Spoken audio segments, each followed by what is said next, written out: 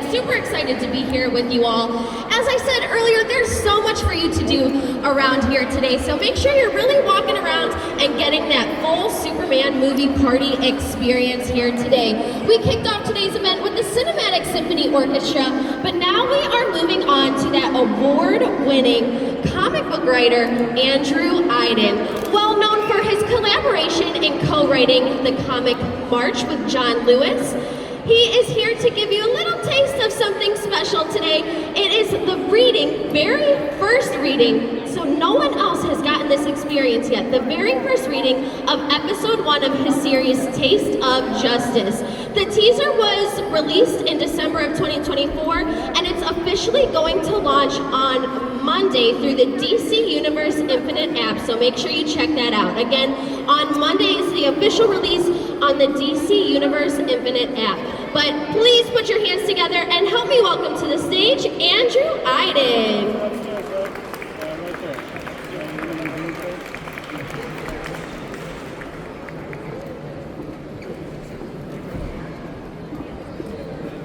Good afternoon, everybody.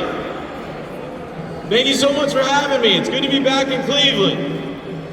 It's funny, actually, my great-great-grandparents lived here for quite a long time, and they worked in the theater business. So it looks like we've come full circle. But today I'm here to talk to you about Taste of Justice. I'm here joined by Katie Trossel, a professor at Ursuline College.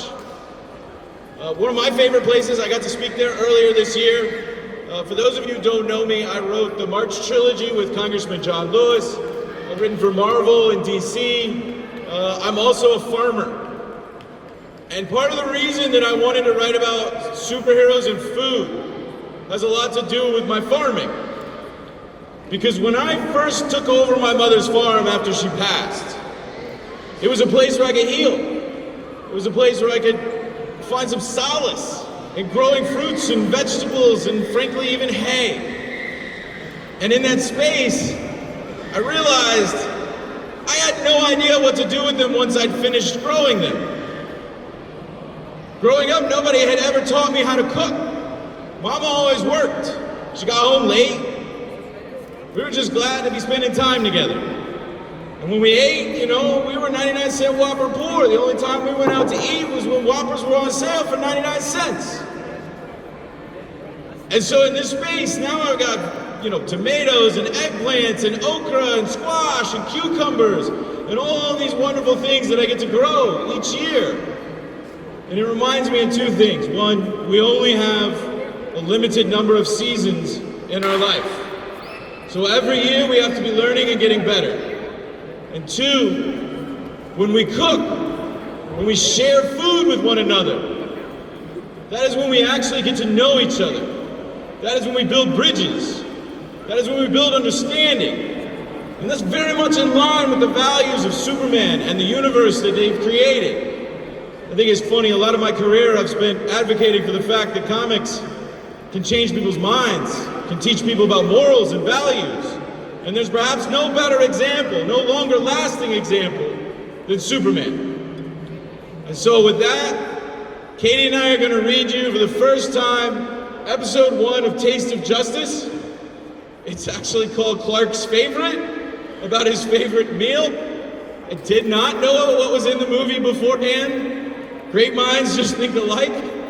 I'm really honored and grateful for you to be here, and this is very exciting, so thank you and enjoy.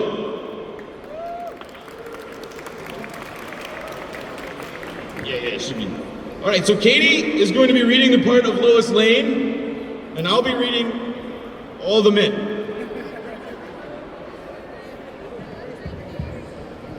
And the narration. February 29th.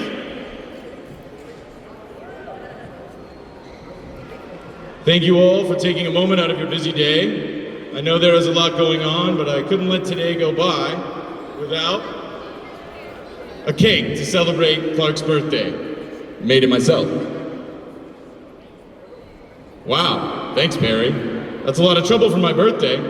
It only comes around every 4 years. What are you, 8, 9? Can you even drive? Can't say I drive much. Make a wish, Clark. Yes, boss. Now you gotta sing. Happy birthday to you. Happy birthday to you. Happy birthday, dear Clark. Happy birthday to you. What'd you wish for? I can't tell you that. It might not come true. Keep your secrets then, Clark. We still on for tonight? You bet, Smallville. 7:30 sharp. You know where to find me. Dang, Farmstrong is real. Gotta run, work to do. Chief, I've got a problem. Mayor's office after you again? What? No, worse. Whew. I promised Clark I would cook dinner for his birthday.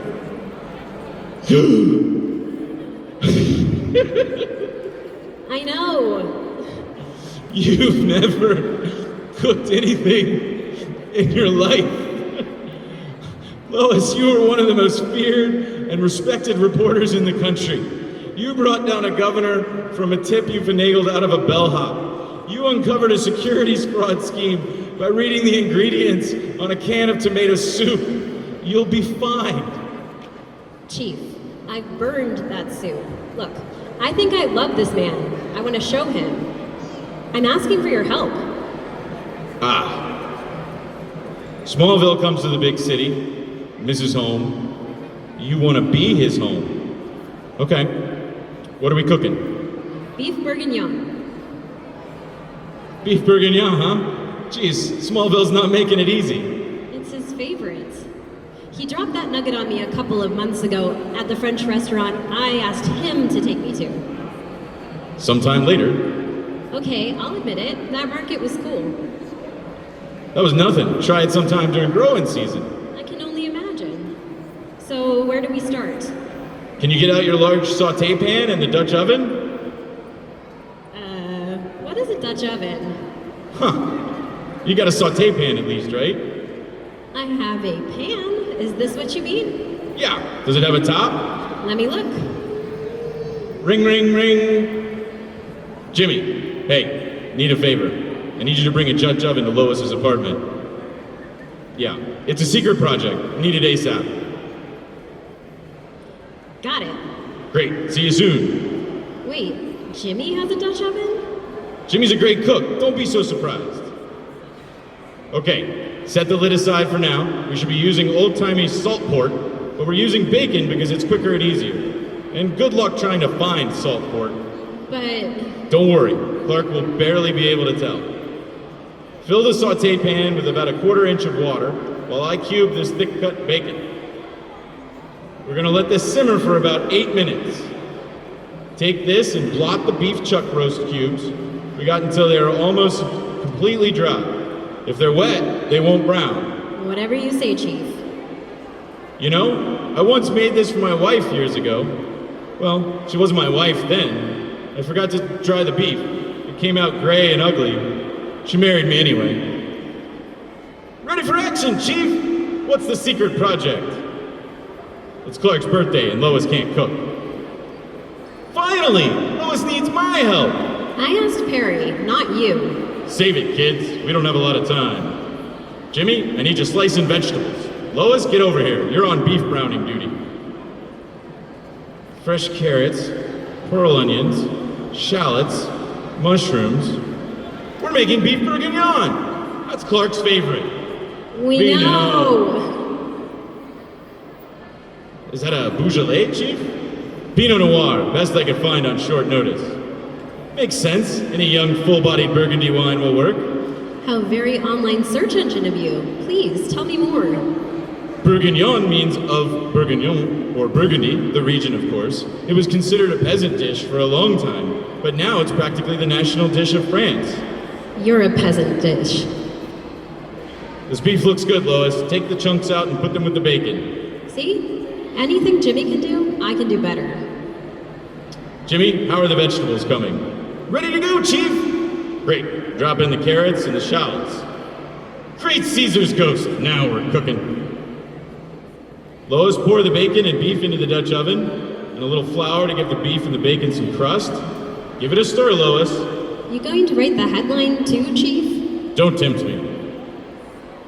Jimmy, drop in the mushrooms and the onions in the empty pan now. Almost there. Adding the wine, some tomato paste, garlic and herbs. These won't take long. Chief, how come you never invite me over for dinner? Because, Jimmy, I like my peace and quiet.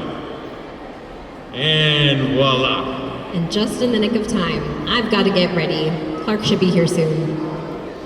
Now all you have to do is wait. Thanks, Chief. And you too, Jimmy. No sweat, kid.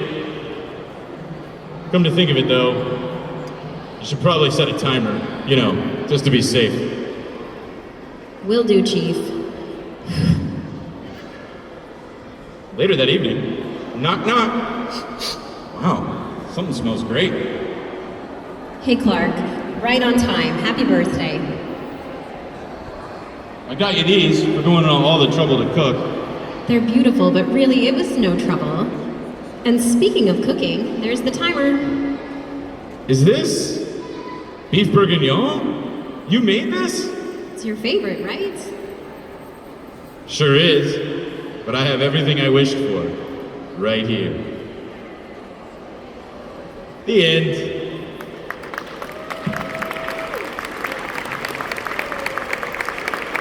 So we're gonna have 25 more episodes every week, coming out on, I think it's Mondays, on the DC Universe Infinite app. And then eventually it'll be in print.